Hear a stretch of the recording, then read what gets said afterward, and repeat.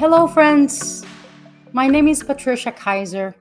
I am a singer-songwriter, an author, a very proud autism-sister, and the founder of the nonprofit organization Autism and Music. I'm thrilled to share with you my personal story here at my Aspika talk. Have you ever heard about the word autism? What comes to your mind when someone tells you, I have an autistic child, or I am autistic? Do you feel intrigued? Do you feel confused, empathetic, or do you freeze? Autism? Most people say, I have heard about autism, but I'm not really sure what it is. Although my neighbor has a kid who's autistic. Oh, and my friend also has a brother who is autistic. Well, for me, autism is a way of life. Autism affects 1 every 36 children in the US, almost 5 times more in boys than in girls. So most of us know, or will soon get to know, somebody with these special souls. Every autistic person is different, just as nobody is really identical to one another, right? So let me share with you a little bit about my brother, Chris, who is autistic. Chris is the sweetest boy I know. He is capable of giving a stranger a hug. His smile lights up the place everywhere I go. He is nonverbal. However, he makes himself understood all the time, mostly through sounds that he makes or by pointing.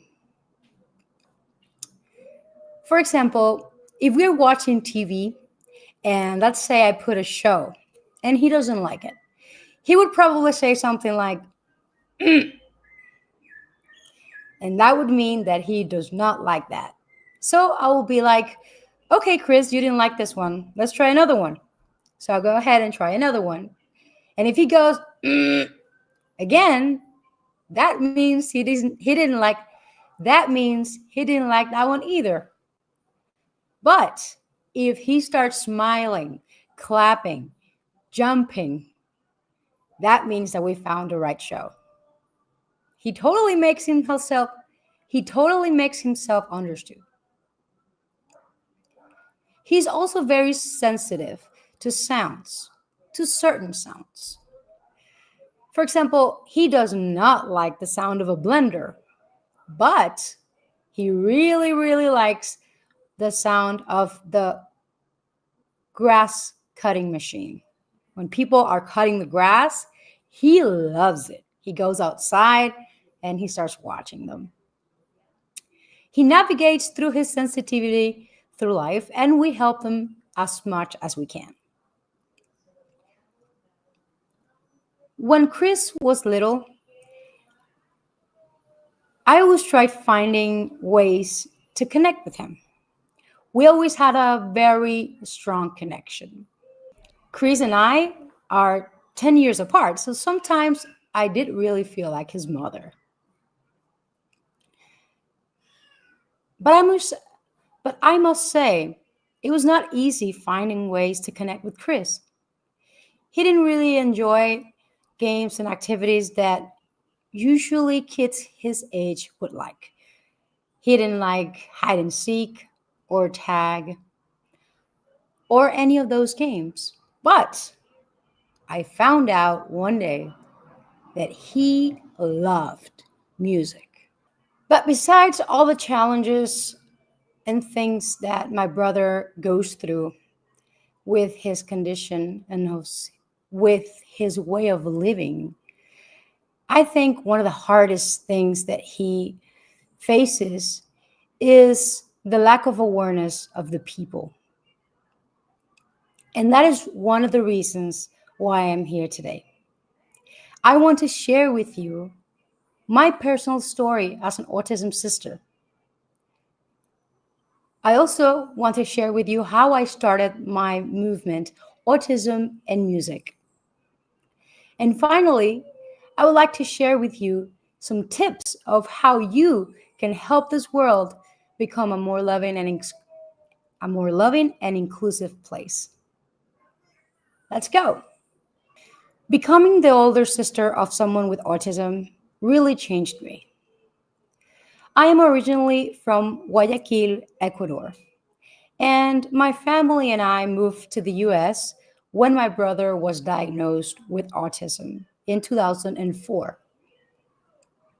I really admire my parents for having the courage to leave everything behind to give better opportunities to my brother, Chris, and my other brothers and I. I also admire my parents for always being understanding, loving, and supportive with my brother Chris. Their positive attitude throughout the discovery of having a child in the spectrum was something very inspiring and a life lesson for me and my brothers.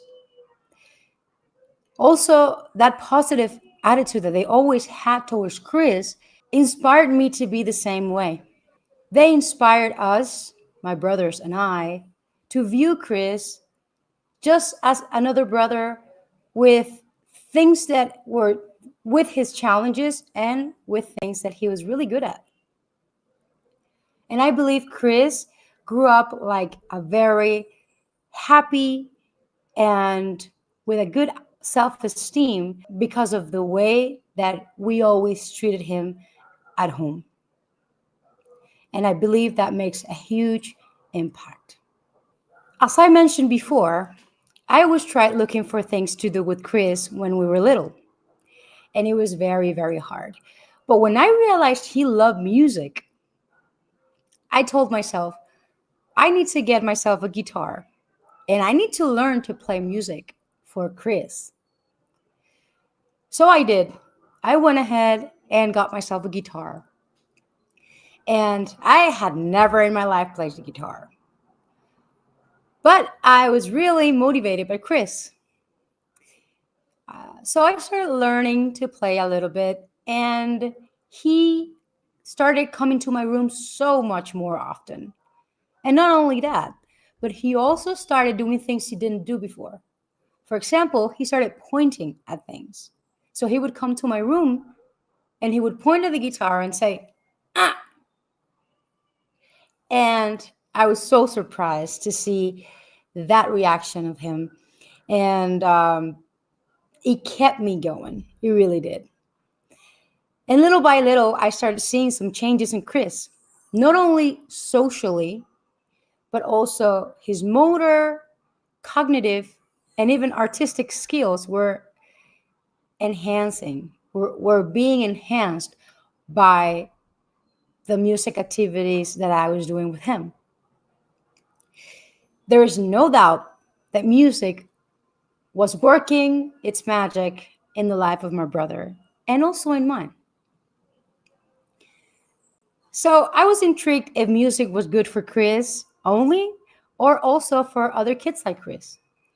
So I became a volunteer at Chris' school and I started bringing music instruments like the guitar, and then I got the drum and maracas and a few other things. And I quickly realized that music was also great for other kids with special capabilities. The teachers of the students will told me things that were so incredible. For example, they told me things like, wow, this student had never sat down for more than 2 minutes. And here he is, sitting more than 10 minutes with you in this activity. Or also, this other student, he's nonverbal, but he's repeating and singing the songs you're singing for him. We had never really heard his voice. And to me, that was huge. Really, that feedback that I received from the teachers and the fact that I was able to create that magical moment really brought me to the conclusion, to the evident conclusion that I had found my mission in life. Even though even though I was very young. I was 24 years old when that happened. And most of my friends were going out, doing other things. And I felt, I just felt the calling that I had to do something about it. So I started looking into nonprofits and how this could become something more long term that could help more people. And most people told me things like, hey, Patty, don't even think about opening a nonprofit right now. That's way too hard. You're too young to do that. You should just go out and have fun, enjoy your life, and do your activities once in a while, but don't get into that trouble. And I said, trouble? We're talking about my mission in life here, but that's okay. People don't really understand your calling, but we have to follow our hearts. And again, to me, it was evident that I had to do something with this discovery, this self-discovery that I just had. So I ended up opening the nonprofit, Autism in Music. And Autism in Music has the mission to help to enhance the quality of life of individuals with autism and other special capabilities through the power of music. And I am so glad I did, because since then we have impacted so many, and I could say thousands of people, by hosting our music activities, our inclusive A&M hangouts, which are inclusive activities for special needs families to enjoy. And also, not only that, but we have hosted autism awareness campaigns, inclusive concerts, soccer tournaments for the community to enjoy and to learn about autism, and to invite autistic players as well. So it's been a beautiful, beautiful journey. So I really want to share this because many times we have ideas or we have things that we think we could do or we should do, and we talk to the people we love about them. But even the people you love sometimes don't understand your mission. So it's up to us to follow that voice within and continue, because we have a purpose. And if we follow that voice, it will take us there. As an autism sister, my family and I have always been worried about what's going to happen with Chris when he gets older. What is he going to do when he finishes school? What activities are out there for him? How is he going to continue growing and hanging out with friends? And I have talked to so many families and came to the conclusion that we're all in the same boat. There are barely activities and places and even job opportunities for adults and older friends with autism and other special capabilities. So our vision with Autism in Music is to open our Autism in Music Sanctuary, a place full of nature where we will be offering music, art, gardening, and even job opportunities for older friends in the spectrum. And I say a place with a lot of nature because I personally love nature, and I believe it makes such a difference when you are in a setting where there are trees, when there are animals, and not just a building. So that's our vision, and I am certain that it's going to happen. And not only one, but my vision is that it starts somewhere and that this place could be created in different cities and throughout the world. We need more inclusive places. We need to prepare ourselves to help these amazing, beautiful souls for when they grow up. Now, I would like to share with you some tips of how you can also become more inclusive in your daily life. You don't have to go out and open a nonprofit organization, although that would be great if you have that calling. But there are so many things you can do on your daily basis that could help the special needs community. And by helping others, you will be helping yourself. Number one, please do not use the disabilities parking spot, even if it's for just a second. It is really important that we do not use that spot if we don't have someone with a special need in our car. If we choose to park there even for a minute, and someone comes in a car with someone in the spectrum, and they need to park very far from the place where they're going, it could be, first, dangerous to walk from a farther distance. Second, it could be so much harder for that parent to make that transition from the car to that place. So please, take a moment to look for another parking spot and leave that one for those who really, really need it. Number two, try not using the big bathroom on the public bathrooms. That big bathroom is made to help those who really need it as well.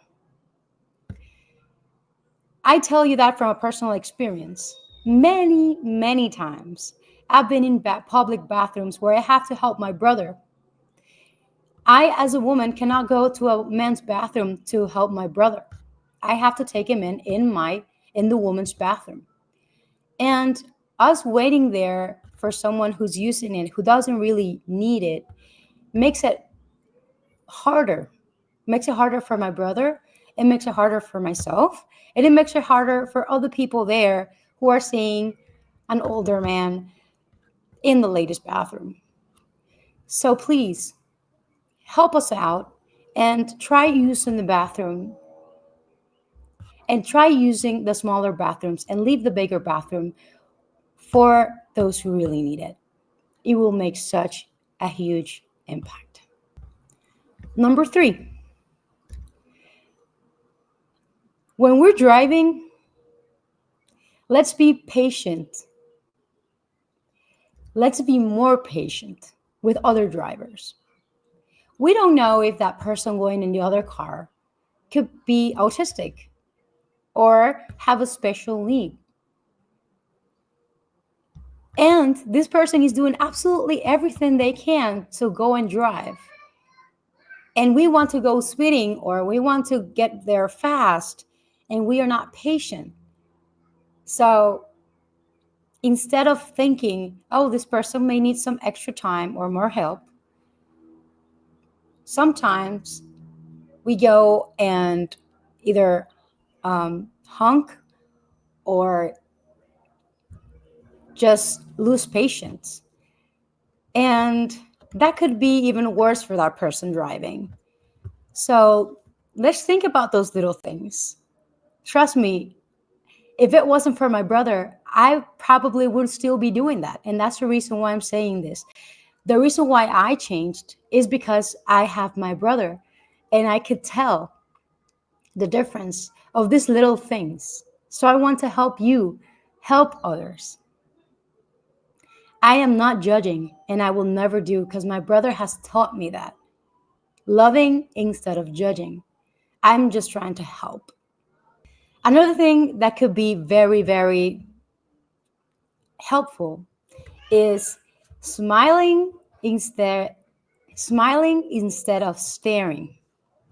Oftentimes we see people with special needs in the streets, and a lot of people that doesn't really, and sometimes it's automatic and we just stare at that person.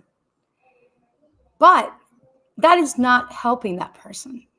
As a matter of fact, that sometimes could really hurt that person. And not only the autistic person or the person with a special capability, but also their family members. So next time you see someone in the streets that you think might have a special capability, try smiling at them. Like just a smile, or maybe just a hi. And trust me, that would also make a huge, huge impact in the life of that person, and the life of their parents, and in your personal life. It would make you a better person. The next tip that I could give you is to please, please stop calling people retarded. It is offensive, it is disrespectful, and it is outdated. That word should not come out of our mouths at any time, no time, ever. We have to respect each other. And that word really can harm people. So if that's a word that you use in your vocabulary, please, as an autism sister, try removing that from your vocabulary and be more mindful of the words you use. Last but not least, another tip of how you can support this world to be more inclusive is by supporting a local nonprofit. There are tons of small nonprofit organizations like Autism in Music that are doing great work in all different cities. And we're always looking for extra hands. We're always looking for volunteers, for team members, for donations, for everything.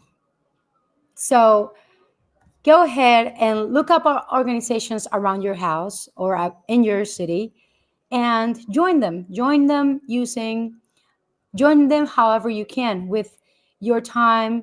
If you can donate monetary donations or in-kind donations, I am sure there's something for everyone. And that's it for the tips. I really hope that these help. I really hope the next time you come into a situation like this, you can say, oh, that girl from the Aspika talk, Patty, she mentioned something like this. Maybe I'm not going to park here. That would be great. But most importantly, not for me, but for the autism and special needs community. You will be making a huge impact. And if you are with your kids, if you have kids, they will learn great values from you. Because remember, our kids are not learning from what we say, but they learn from what we do. So please talk to your kids about autism and show them with your example how they can become more inclusive. Thank you for joining me at my Aspika talk. I am so grateful for having shared my personal view of autism and how we can together make this world a more inclusive place. I want to thank my brother Cristian, my golden brother, for showing me life from a different perspective, for helping me be a more inclusive, loving, and accepting human being, which I'm still working on, thanks to his example. I want to thank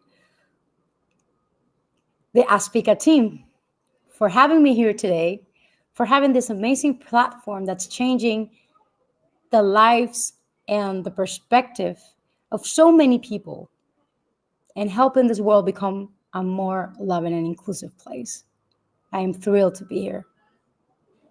Also, I would like to thank my Autism and Music team, because without them, we wouldn't have achieved all the goals that we have achieved so far, and we wouldn't have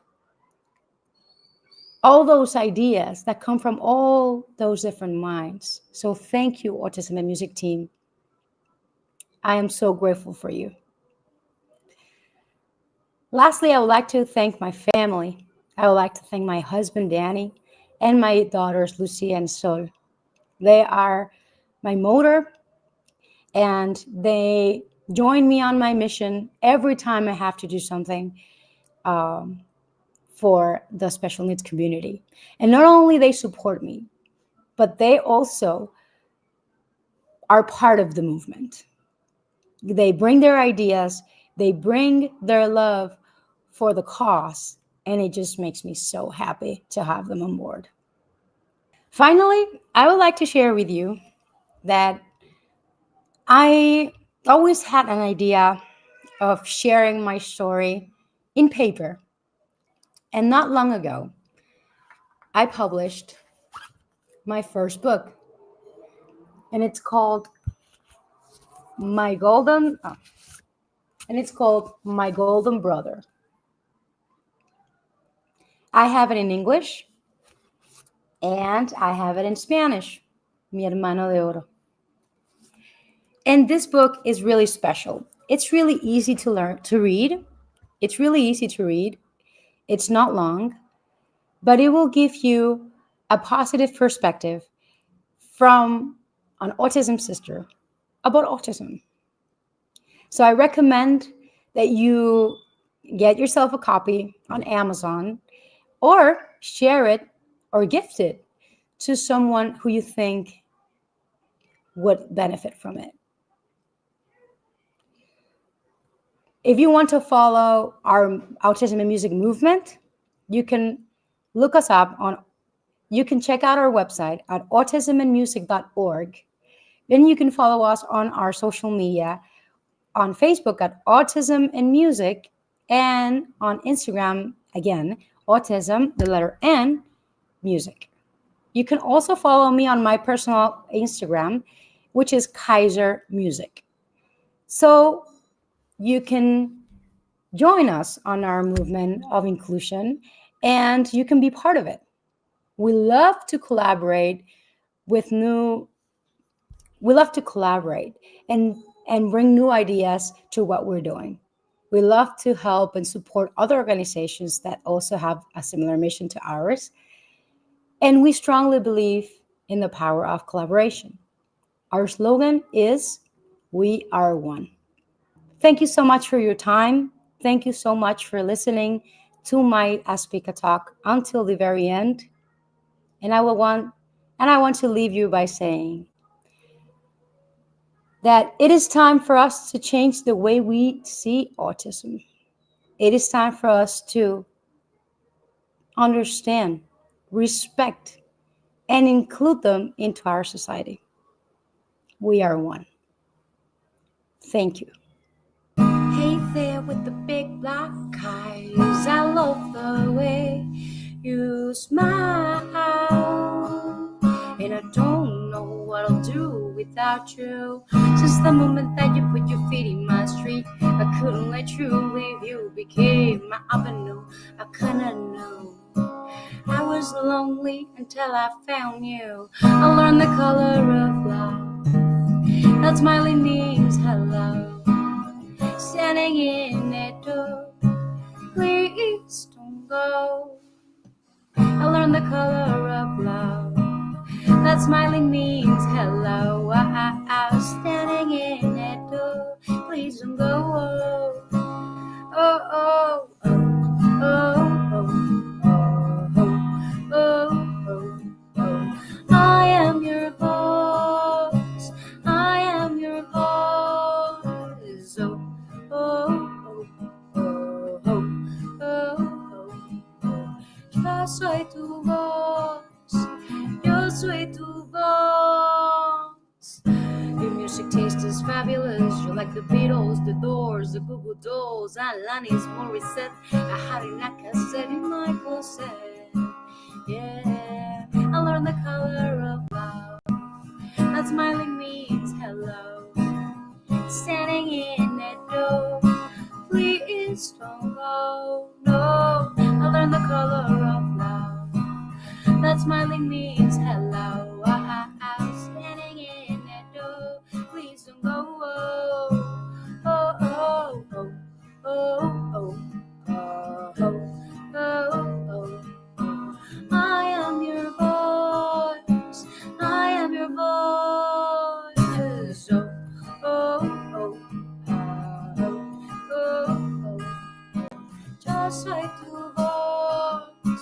Yo soy tu voz, yo soy tu voz, solo necesito que me mires aquí un ratito, que me digas con tu mirada, si tienes miedo no pasa nada, aquí estoy para cuidarte y paisajes enseñarte.